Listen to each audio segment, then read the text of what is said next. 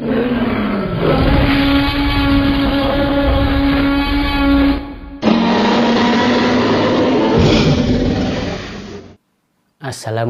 warahmatullahi wabarakatuh. Kembali dengan saya di YouTube channel Tri Apoko.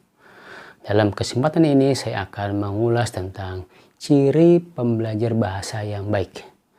Seperti kita ketahui bahwa orang tua maupun guru atau dosen pernah mengamati proses pemerolehan bahasa di rumah dan pembelajaran bahasa di sekolah atau di kelas.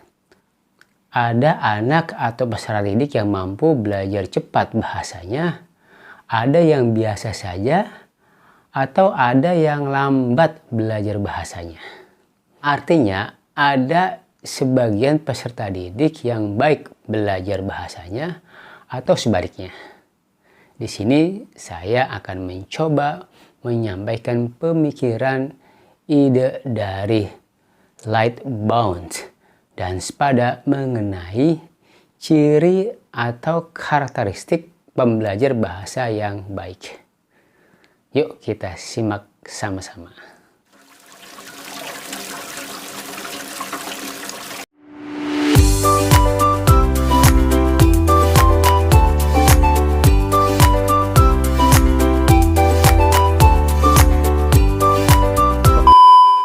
Baik. Ciri yang pertama pembelajar bahasa yang baik adalah anak ini mampu menjadi penebak yang tepat. Atau dengan kata lain, memiliki kemampuan menebak kata yang akurat. Nah, jadi biasanya dalam belajar bahasa ada satu kalimat, lalu kalimat ini mempunyai konteks yang tentunya ada kandungan kata-kata dalam kalimat tersebut.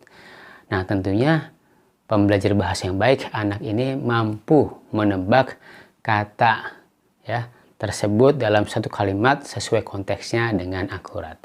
Yang kedua, anak atau peserta didik ini tidak takut membuat kesalahan. Nah, jadi tentunya perlu dilatih bagaimana anak ini tidak perlu khawatir atau takut membuat kesalahan. Nah, justru dengan kesalahan anak ini bisa belajar bahasa dengan lebih baik. Lalu yang ketiga, anak ini punya keinginan untuk mencoba menyampaikan pesan atau pendapat walaupun sebenarnya pengetahuan anak ini bahasanya masih terbatas atau kurang. Nah, jadi nampak anak ini memiliki keberanian walaupun mungkin pengetahuan apakah kosakatanya atau mungkin struktur bahasanya belum sesuai apa yang sudah dia pelajari. Lalu yang keempat, anak ini senantiasa mencari atau berusaha menemukan pola-pola kalimat dalam bahasa yang dipelajarinya. Jadi memang rasa ingin tahu, kemampuan kritis si anak atas apa yang sudah dia pelajari, menyangkut pola-pola kalimat dalam bahasa yang dia pelajari, mendorong dia untuk bisa lebih baik nantinya ke depannya. Lalu berikutnya, anak ini senantiasa berlatih sesering mungkin. Jadi kalau kita amati ada anak yang berlatih terus menerus sering ini menunjukkan bahwasannya pembelajar bahasa anak ini baik. Kenapa? Karena dengan berlatih maka keterampilan pengetahuannya akan semakin meningkat. Oke. Lalu yang berikutnya, anak ini juga berusaha melakukan semacam evaluasi atau menganalisis ujaran-ujaran kata-kata yang dia sampaikan, termasuk juga ujaran-ujaran atau kalimat yang disampaikan oleh orang lain. Jadi dia mengevaluasi apakah yang saya sampaikan itu bisa dipahami oleh orang lain, termasuk juga apa yang orang lain sampaikan dia juga memahami. Sudah tepatkah apakah kosakatanya atau kalimatnya atau pesannya? Baik, yang berikutnya, anak ini senantiasa juga memperhatikan apakah penampilan kemampuan bahasanya itu telah memenuhi standar apa yang sudah dipelajarinya. Misalnya anak ini belajar suatu pola tenses tertentu, kita katakan simple present. Nah, lalu anak ini apakah menyampaikan penampilan dalam bentuk lisan atau tertulis, maka dia akan berusaha melihat apakah yang dia tulis atau yang dia sampaikan secara lisan itu telah memenuhi standar apa yang dia sudah pelajari, apakah sudah sesuai. Nah, jadi dia terus berusaha mencari tahu, memperhatikan apakah sudah sesuai standar atau belum. Lalu berikutnya, si anak atau peserta didik ini sangat menikmati latihan tata bahasa. Nah, kita ketahui gramatika atau grammar use is difficult, ya, sangat sulit, dan bisa jadi buat sebagian anak itu ada perasaan takut, khawatir ketika dia ingin berbicara atau menulis, sehingga dia tidak berani untuk membuat kesalahan.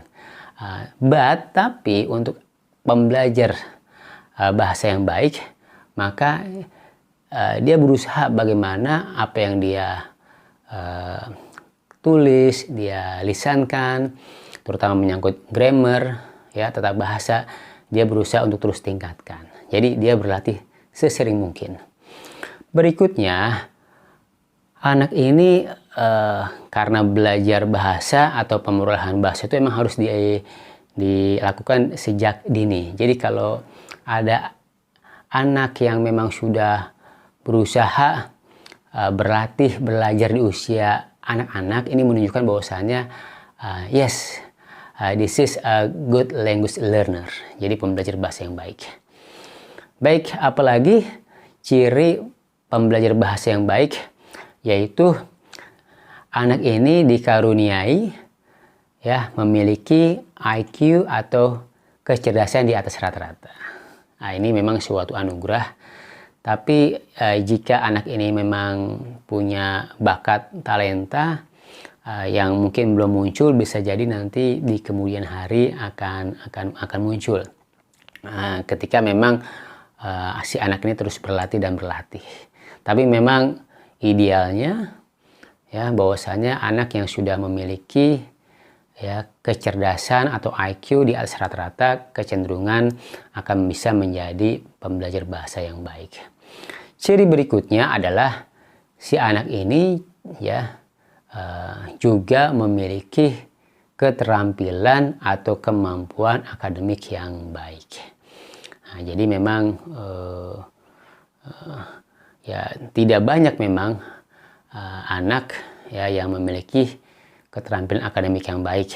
Tapi tentunya ini bisa menjadi PR, tugas, ya, pendidik untuk terus mengasah, ya, keterampilan akademik si anak ini sehingga bisa menjadi lebih baik, sehingga ujungnya menjadi pembelajar yang baik. Lalu yang terakhir adalah anak ini memiliki citra diri yang baik, dan tentunya diimbangi dengan memiliki kepercayaan diri yang sangat tinggi. Baik, dari ciri-ciri atau indikator pembelajar bahasa yang baik, kita selaku orang tua atau guru, bahkan dosen, dapat mengevaluasi apakah anak-anak kita atau peserta didik kita termasuk kategori pembelajar bahasa yang baik. Jika dirasakan belum termasuk kategori baik, tentunya menjadi tugas atau PR buat kita semua, bagaimana peserta didik ini mampu dan berhasil belajar bahasa dengan baik, terutama dalam belajar bahasa Inggris. Demikian yang bisa saya sampaikan, semoga bermanfaat. Saya akhiri, Assalamualaikum warahmatullahi wabarakatuh.